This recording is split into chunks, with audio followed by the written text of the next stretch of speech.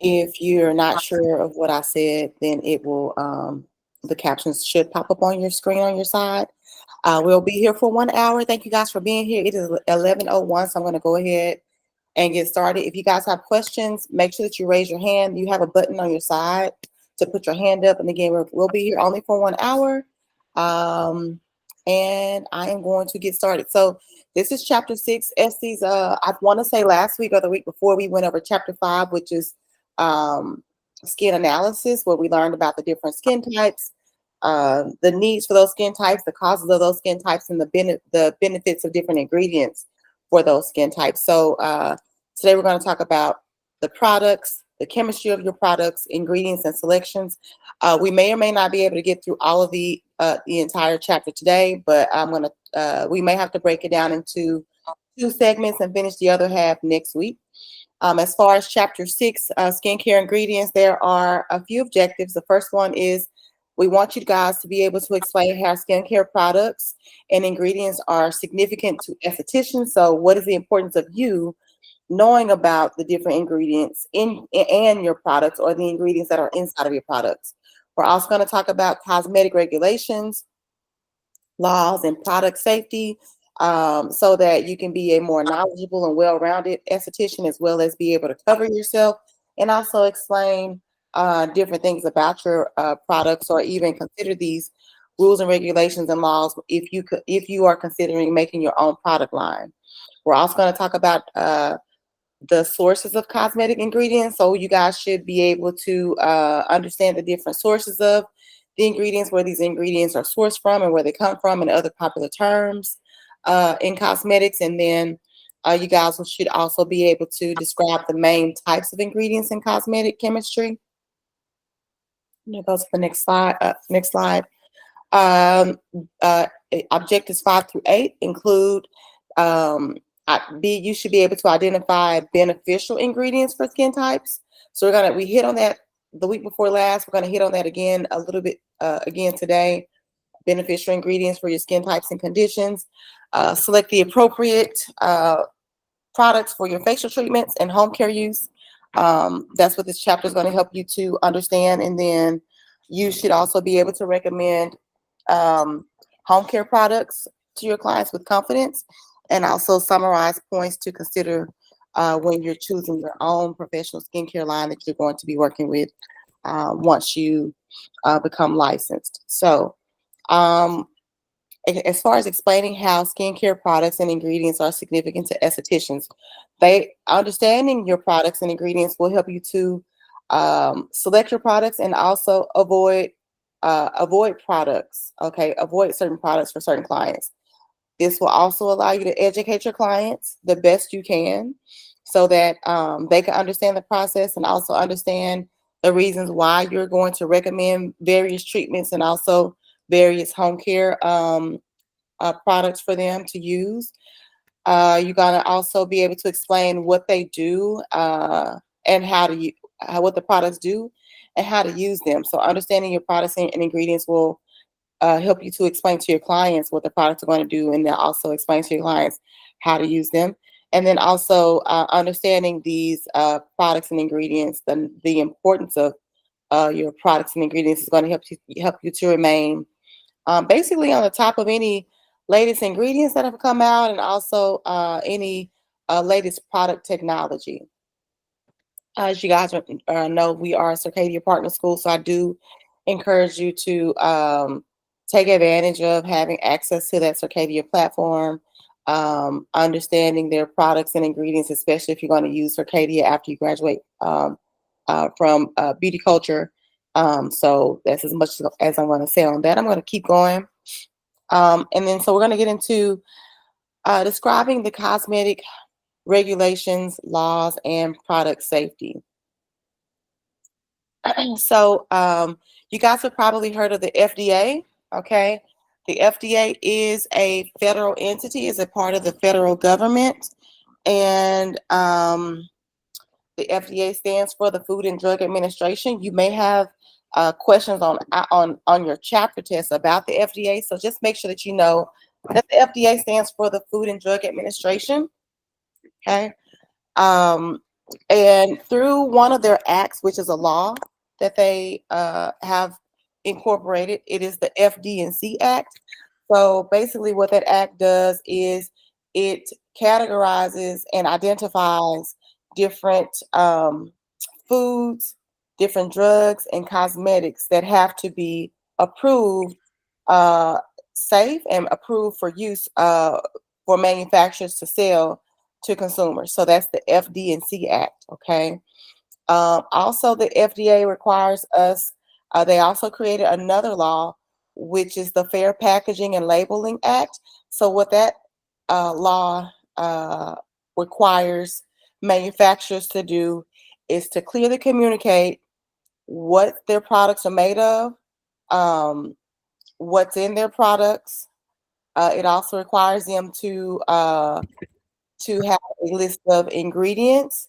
And basically, what this does is it stops people from just creating products for consumers without informing the consumers of what they're using. Okay, so you'll read more about that and learn more about that as you're working in your SEMA for chapter 6. Okay, I'm gonna keep going. As far as how the law defines cosmetics and drugs. So, um, as far as different drugs that we use for skincare and also cosmetics that we use in skincare, that law, that FD&C Act, is what defines what's a drug and what's a cosmetic. As an esthetician, you will be able to have access to mostly any cosmetics, but if there's a cosmetic that has a drug that is more than the percentage for use of over the counter, then it's more than likely going to be classified as a drug. Okay. As far as cosmetics, the difference between a cosmetic and a drug, cosmetics are intended to affect the appearance of your skin. Okay. They're not really intended to make changes. So, cosmetics basically may enhance the appearance. If we use makeup, for an example, makeup is going to possibly cover blemishes, correct your skin tone, maybe even make you look more prettier or more vibrant.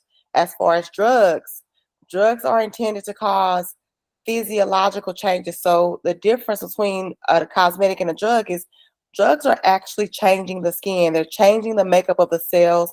They're changing the makeup of the skin from a physiological standpoint. Okay. If you have questions, please let me know. I'm going to keep moving. Okay. The next question is, can a product be both? And the answer is yes. Okay.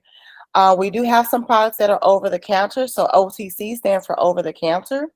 Okay. That means that we can walk into any store, drugstore or store, cosmetic store, and purchase over the counter drugs. So what that means is that um, product is, it has a drug, but the drug is not strong enough to where it requires a prescription. There are intended uses. There's two intended uses for our over-the-counter drugs. For example, you may have an acne cleanser. So what that means is that acne cleanser um, it's going to cleanse the skin, but it's also going to treat your acne. Okay. Sure this person can get in.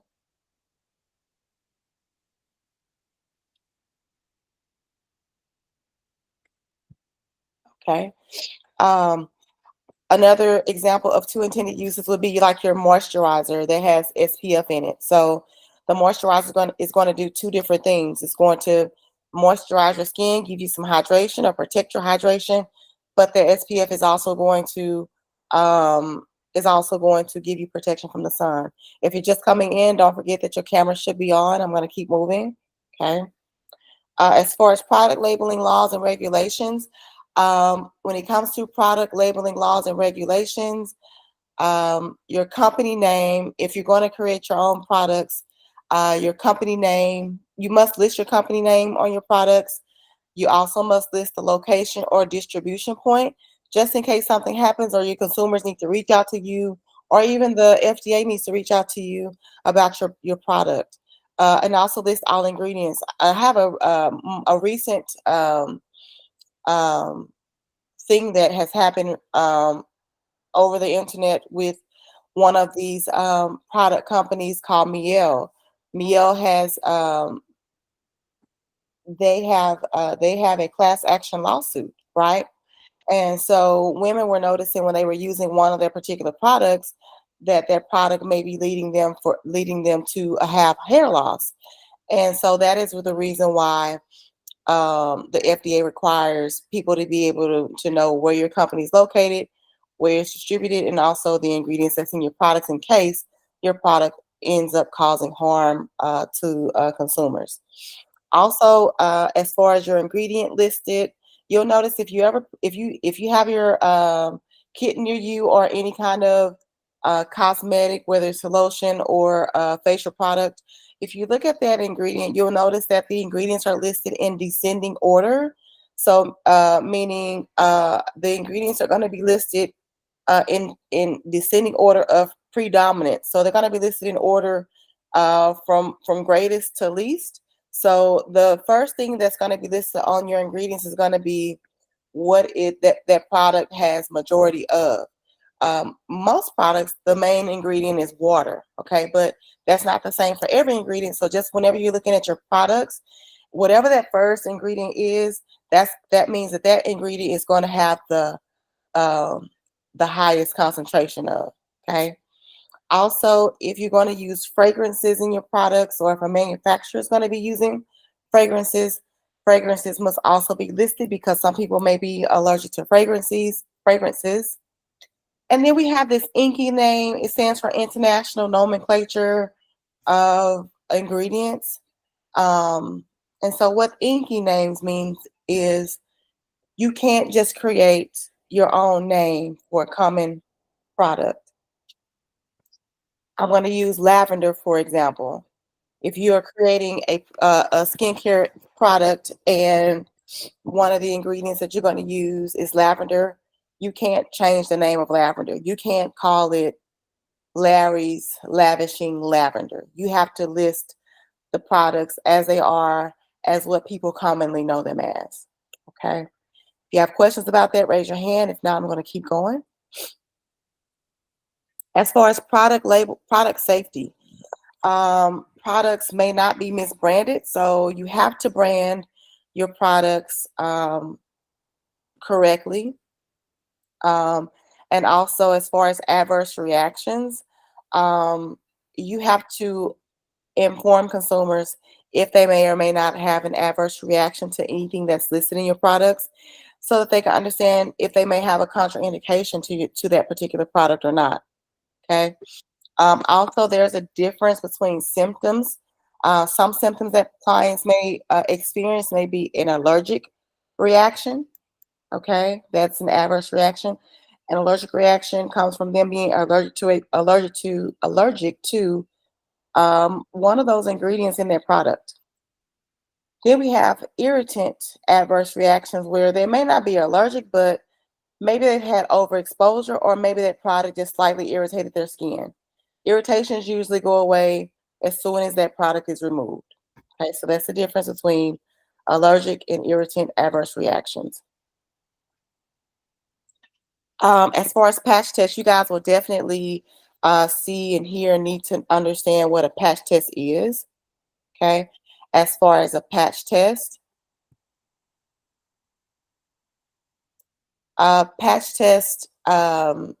requires the reason why we do patch tests.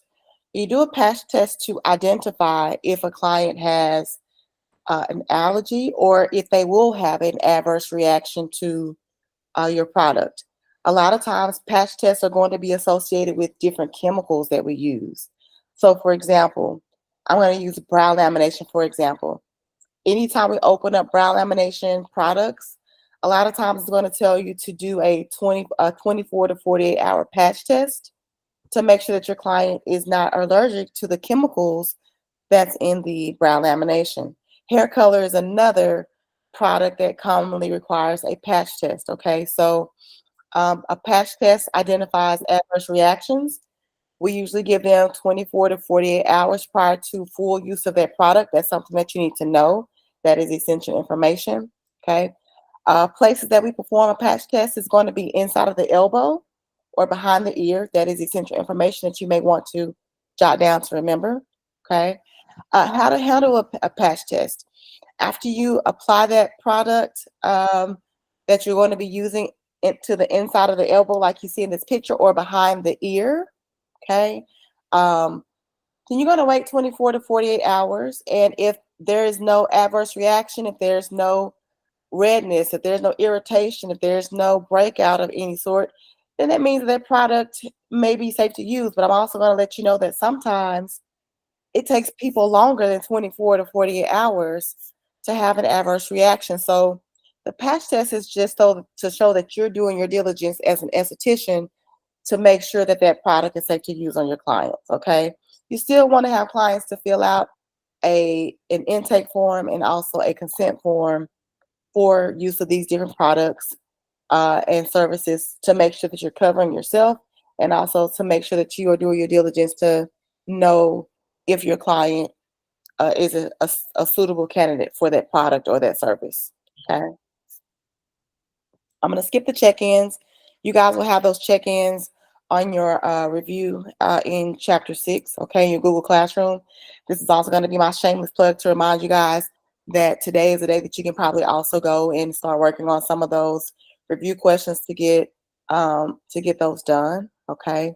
The next thing we're going to roll into is distinguishing your cosmetic ingredient sources and popular terms, okay. Does anyone have any questions so far? No. Okay, just 1 second.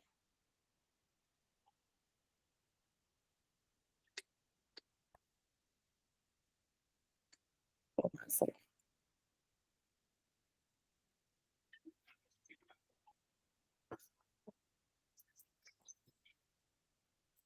Okay.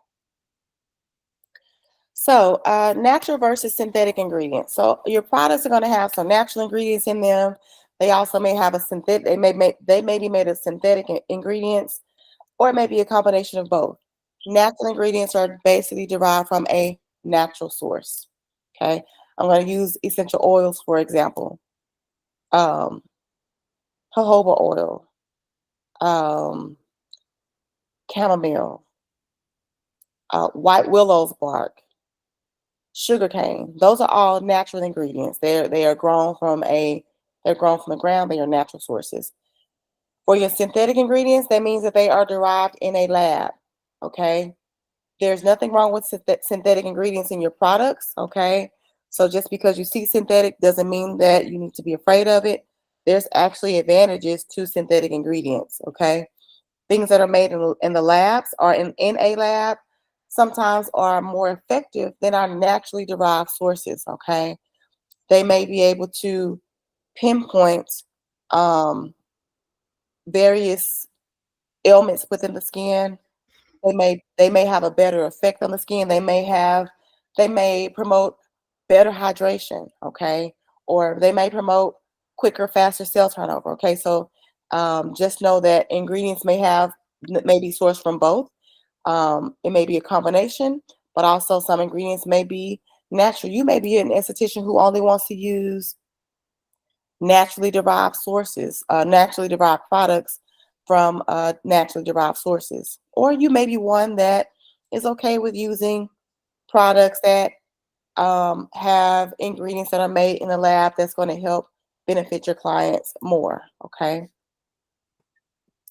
A few popular terms that you may see in skincare.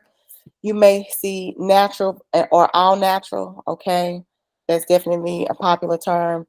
That means that those ingredients again are derived from natural sources. Um, you may see products that are labeled as organic. Just know that if a product is labeled organic, it has been approved by the FDA, or excuse me, by the USDA as an organic product. So if it has an organic seal, that manufacturer has sent their product to the USDA or have gotten approval from the USDA to use that organic seal. Okay. Cruelty free just means that their product has not been tested on animals in any way. So animals have been kept safe in the production of their product. If a product is vegan, that means that it is not derived from any animal source whatsoever, not even insects, not even such as bees. Okay.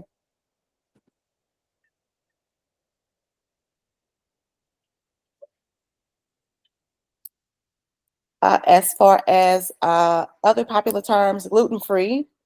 Gluten free just means that it has no gluten. Gluten is kind of like a wheat source that we sometimes find in our food and also our skincare ingredients.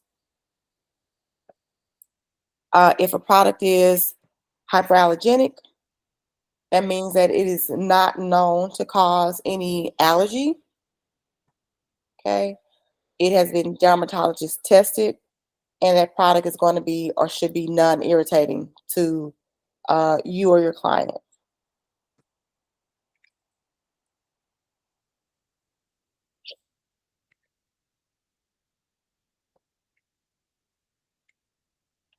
Non-comedogenic just means that that product is not going to clog your pores. It's non-comedogenic because, as we've learned in previous chapters, the comedo is a blackhead, right? So if it's a product is non-comedogenic, that means that it is not going to clog your pores. Okay. Non-comedogenic products are going to be great for your clients that have oily skin or acneic skin. Comedogenic means that it does have the likelihood to clog your pores. It may cause comedos or blackheads.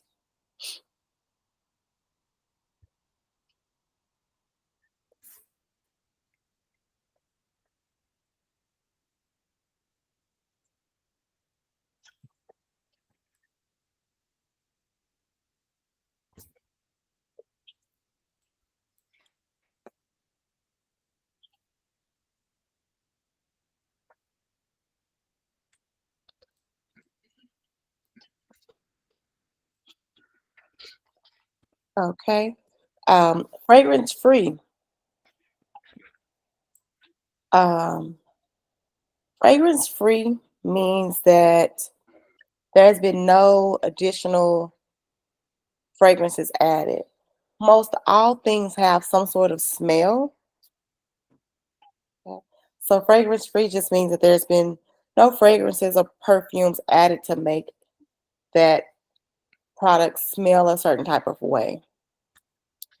Now, unscented is is a special term because almost everything has a scent. If your products or if you see something that says that it's unscented, there has been something added to that product to make it not have a scent. So a chemical has been added for it not to have a scent.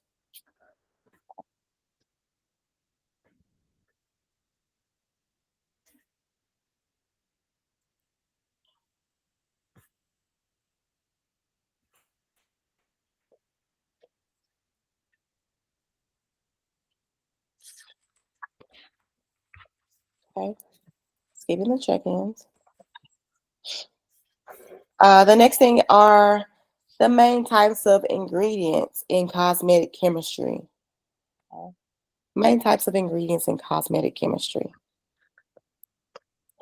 I'm going to leave this here for a little while and just kind of go through um, different ingredients and the type of ingredients they are and some of the examples. So water. Water is a common ingredient that you're going to find in most all products. Okay. Water is a vehicle. And so when you hear me say vehicle, a vehicle means that in skincare, we're talking about this product is going to um, help spread. Okay. Um, if you see the word solvent, solvent means it's going to dilute things. Okay. So water may be used to spread. Water in your ingredients may help that ingredient spread or spread across the skin, or water may be in that ingredient to dilute that ingredient to make it not as strong. Okay. Examples of the ingredient, it says water, so I mean that's the best ingredient. That's the best example that we have here. As far as an emollient, you guys probably have heard of emollients. You've had that term in another chapter, maybe chapter 5, I believe. Emollients. Emollients are, think of those as oils, okay? Um, Fatty acids or fatty alcohols, okay? Fatty esters or even silicones, okay? So what emollients do is they help to uh, promote hydration, to seal hydration into the skin, okay? They're usually always oil-based. Examples of an emollient would be jojoba oil, olive oil, really any kind of oil is going to be an emollient.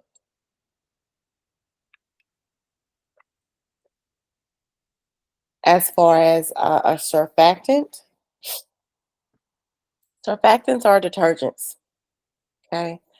Um, and a lot of your cleansers do have surfactants in them. That's what allows them to suds up. So surfactants, they have a lipophilic and a hydrophilic end to them. So that means that one end of the molecule is going to be attracted to oil.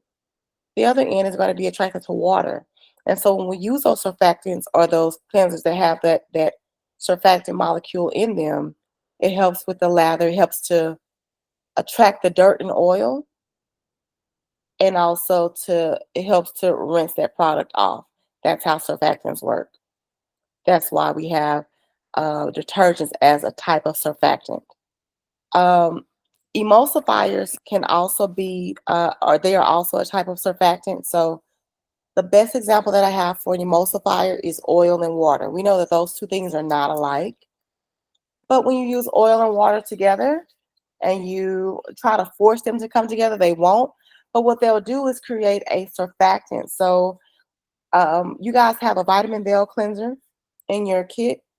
That is, if we use it as a cleanser, whenever we add water to it, it is creating an emulsification or an emulsifying effect because it has oil, but we're also going to mix water with it, and it's going to help to cleanse the skin. Okay. Examples of ingredients that would be a detergent or a surfactant or an emulsifier are going to be ammonium lauryl sulfate. Okay, if you see any of these ingredients in your products, that's your indicator to say, hey, this product is a surfactant or it has a surfactant ingredient in it. Okay. Um, I see laurel and laureth.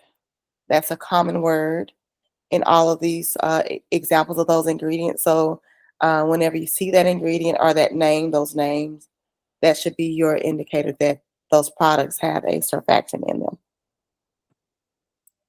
As far as delivery systems, okay, delivery systems are the way we deliver the ingredients from the products to the skin. So again, we may have your delivery system may be a vehicle where it basically allows that product to spread. Um, that that delivery system may be made of liposomes, which they penetrate the skin and deliver ingredients to the skin through the deeper layers of the skin. So liposomes penetrate the skin basically. Okay. Or that that delivery system may be a polymer. Polymers, they connect to something. So an example of a polymer in skincare, I'm gonna use setting spray for makeup. Okay.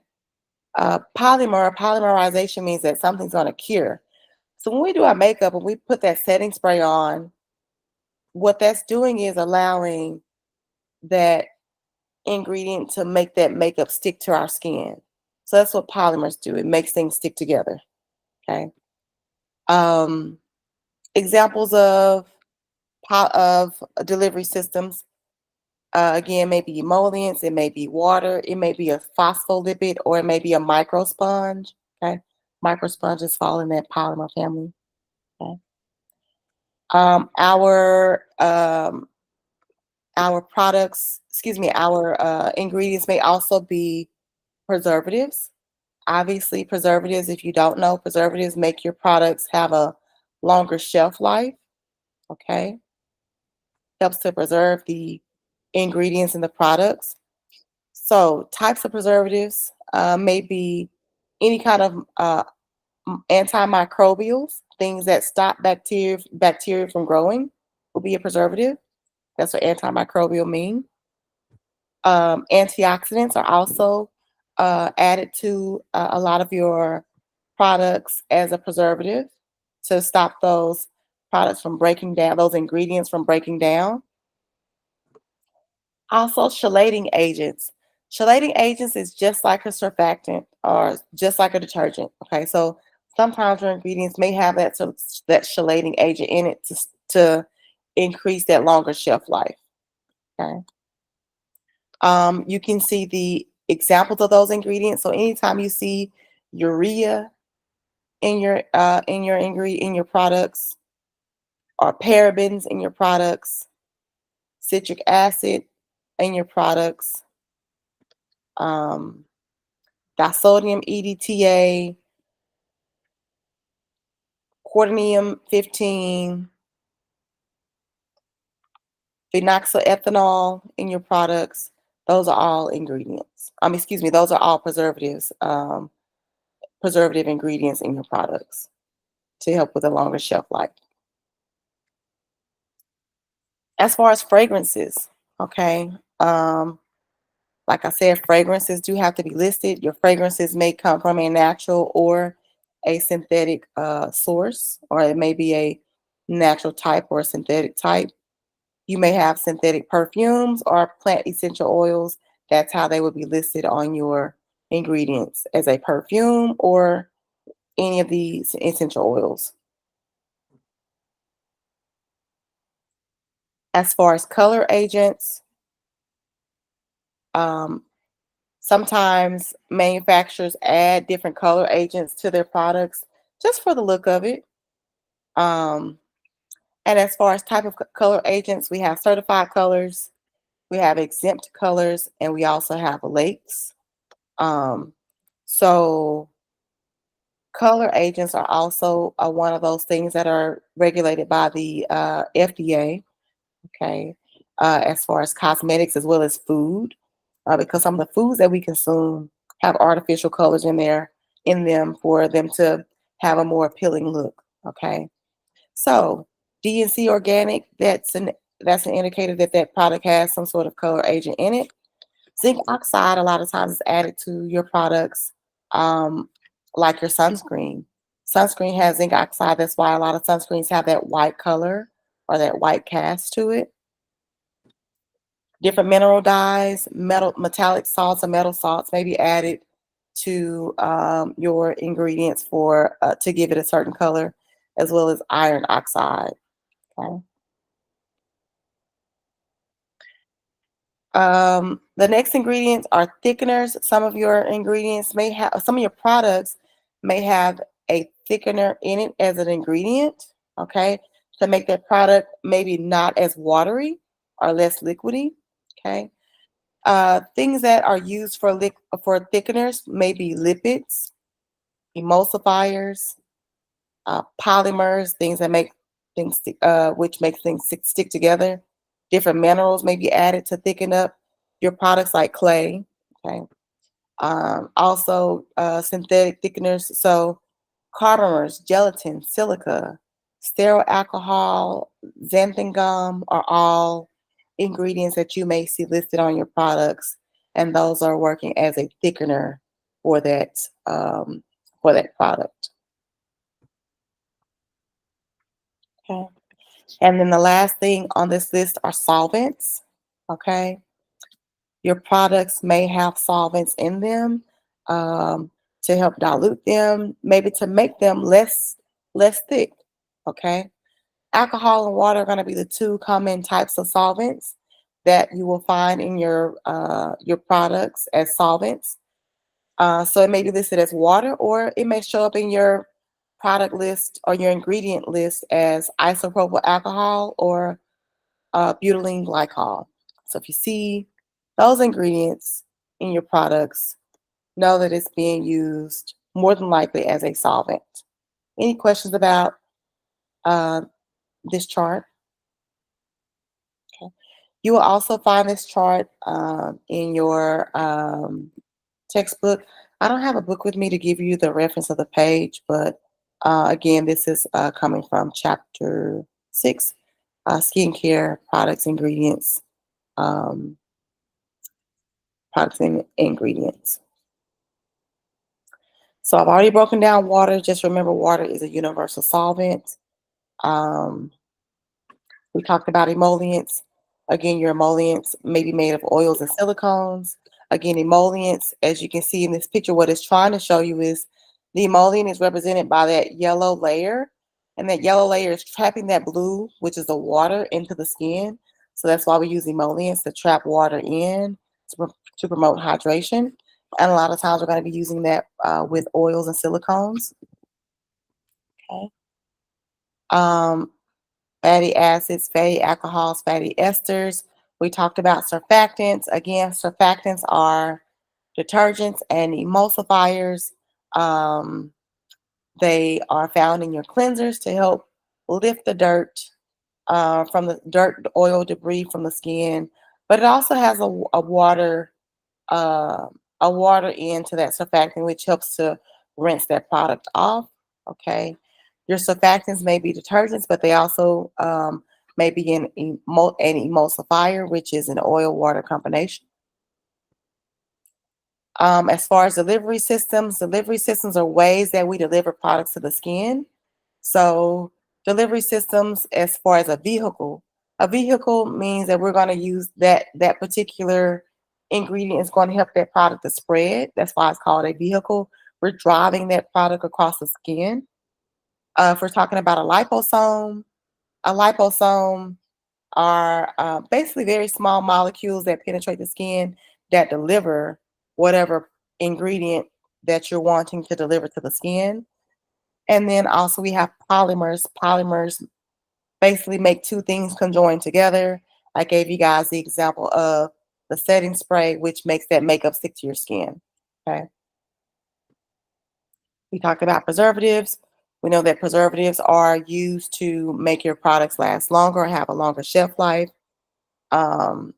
Your preservatives may include antioxidants being added to the products, chelating agents being added to the products, okay, different acids or natural alternatives added to your products for that longer shelf life.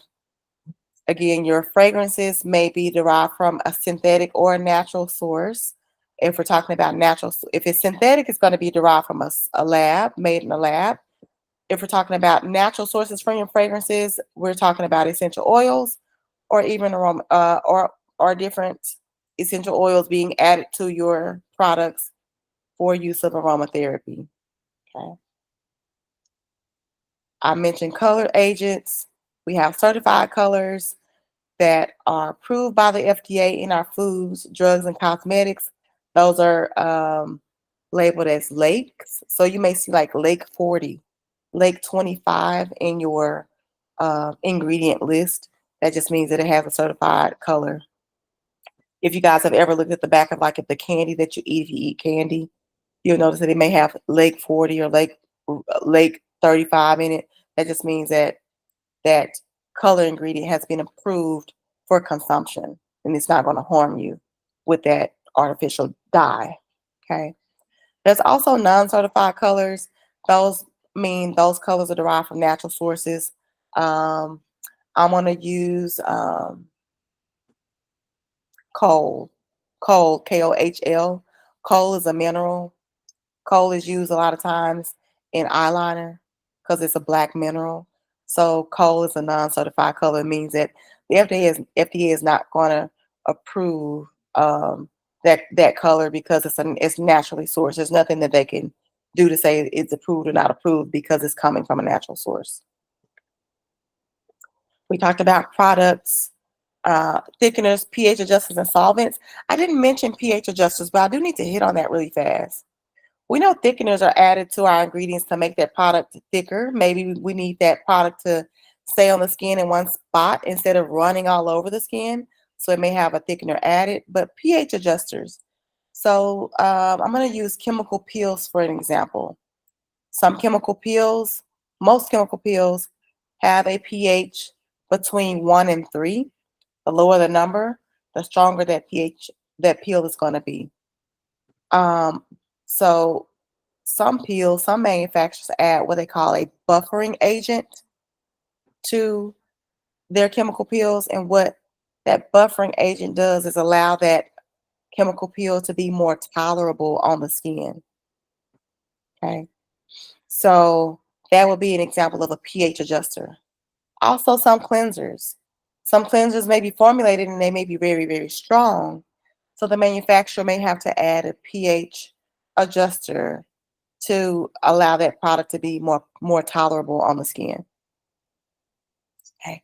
I talked about solvents. We know solvents again are used to dilute your products. Solvents may be water or it could be some form of alcohol. Okay. As far as botanicals in skincare, a lot of times botanicals are going to be used. So chamomile, lavender, rosemary, white willow's bark, okay, um, are used in skincare. So you just want to make sure that whatever products that you're going to use, if it has botanical ingredients added, just make sure that your clients don't have an allergy to those products and ingredients. Okay. As far as ingredients for exfoliation, you guys have mostly all worked with some form of exfoliation, whether we're talking about mechanical exfoliation or chemical exfoliation. I'm going to use products from your kit or products that we use at the school for examples for exfoliation ingredients. So your products may be designed for mechanical exfoliation. So meaning you're going to physically use that product to physically exfoliate the skin. The the product that is in your kit that falls in that category would be your micro honey cleanser, because it has those little micro honey beads in it for the mechanical exfoliation. So anytime you see or hear mechanical exfoliation, that is something that we're either doing by hand or by a machine. Okay. We're talking about a machine, we're talking about microdermabrasion or hydrodermabrasion, or again, some kind of salt, some kind of scrub, some kind of bead to exfoliate the skin. As far as chemical exfoliation ingredients are going to be found in your enzymes, because an enzyme is a form of chemical exfoliation. You guys have probably all used one of the skin scripts enzymes or the caviar lime enzyme. Okay. That is a chemical exfoliation. So that means that there's a chemical in that ingredient that's going to chemically exfoliate the skin. So we don't have to massage it in. It's not going to have any beads. We're not using a machine to exfoliate the skin. That chemical is going to basically eat away the dead skin that is present. Another chemical exfoliation that's not listed here that I just mentioned earlier are going to be your chemical peels: lactic acid, um, glycolic acid, salicylic acid. You guys have a cleanser that has salicylic acid in it. So that is a form of that's a cleanser that has a form of a chemical exfoliation in it. It's going to chemically exfoliate the skin. Okay. Questions about that? All right. So again, ingredients in your chemical exfoliation. Um, the product may uh, have on the front of that product, it may have the words alpha hydroxy acids. Again, there are a bunch of different alpha hydroxy acids: lactic acid, malic acid, mandelic acid, um, um, I'm drawing a blank, tartaric acid. Those are all in the alpha hydroxy acid family. They are all a form of chemical exfoliation.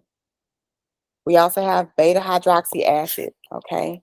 Beta hydroxy acid is salicylic acid. There's only one beta hydroxy acid that we typically use in skincare, and that is salicylic acid. It is for oily skin. Also, retinols. If your products have a retinol ingredient, retinol.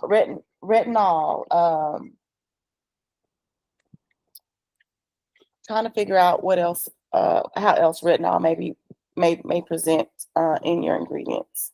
Um, Retin A, it may say retin A. Okay, retinol, retin A. Those are also exfoliating ingredients.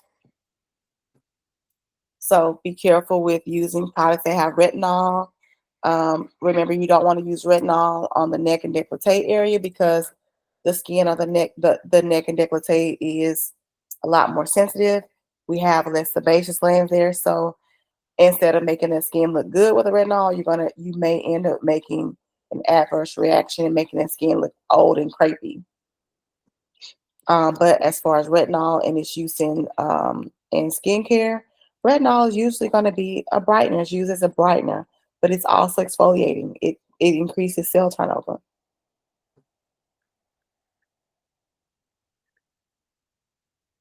Okay. Other lighteners and brighteners that you may see in skincare. Some botanicals are a popular source, so I'm going to give you an example of one that I know that's in your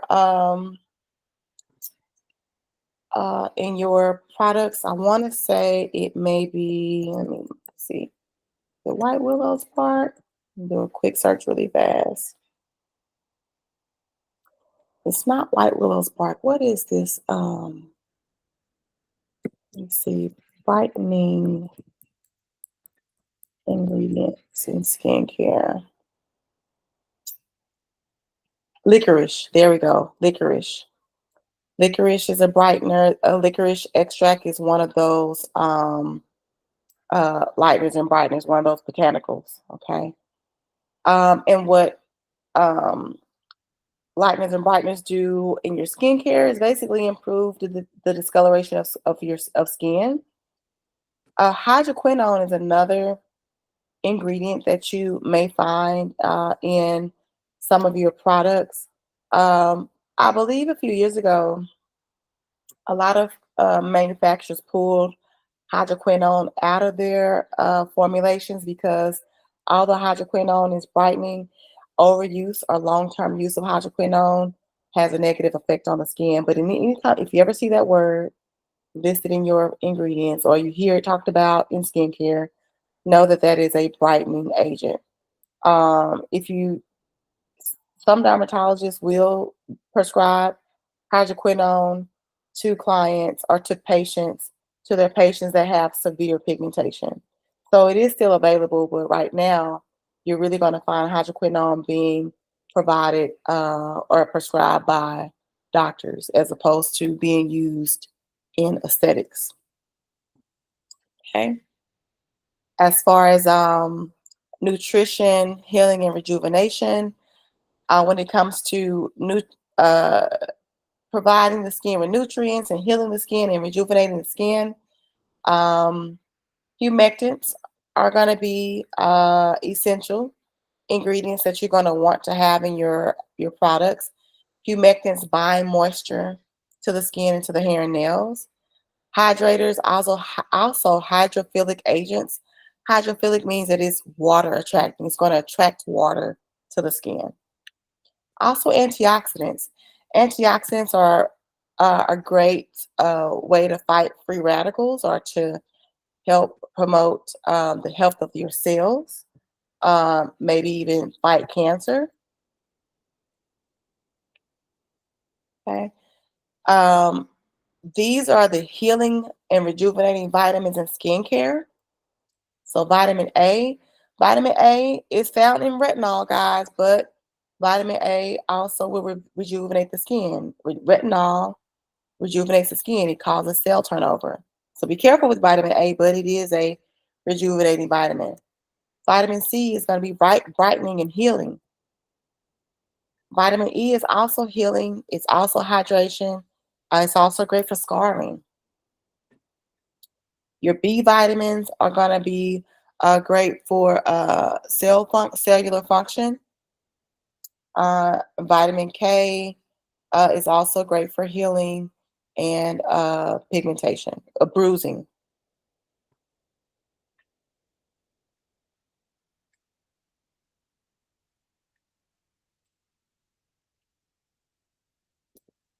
Okay, we have about. I'm going to keep going for about 4 more minutes. In the last 5 minutes, I will be transitioning, answering any questions you guys may have, and then if we don't finish this slideshow, we'll pick up next week. Okay. Minerals. There are going to be some minerals in your products that are, again, going to promote um, healing, nutrition, and rejuvenation. Anytime you see peptides being promoted or ceramides being promoted in your ingredients, you're going to be more than likely used in the nutrition, healing, and rejuvenation aspect of skincare. So ceramides, peptides. Peptides are basically protein. Ceramides are usually, let me see. I was going to say vitamins. Ceramides are like uh, vitamins, but let me just make sure. Ceramides and skincare. Ceramides are actually, sorry, ceramides are lipids. So they're going to promote hydration. Okay. Healing botanicals, again, different botanical oils or plant stem cells are going to be great for healing your client's skin. Probiotics are also great in skincare. Probiotics are great for people who have acne. They can not only can we apply topical probiotics for those clients, but we can also encourage them to take oral probiotics. So if you or your clients are suffering from acne, encourage them to take probiotics on a regular basis, and that can also help with the acne outbreaks.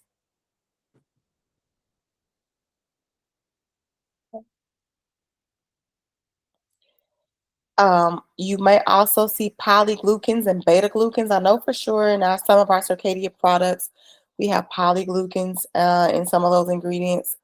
Glycoproteins um, may also be found in your ingredients, as well as growth factors. Growth factors is a term that's heavily used in skincare, so that just means that those ingredients are going to be used to promote cell turnover in healthy cells.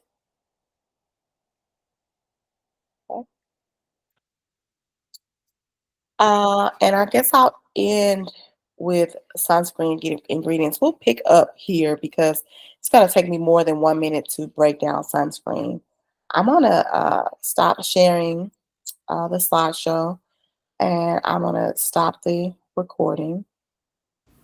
Okay. Are there any questions that you guys have about the material so far?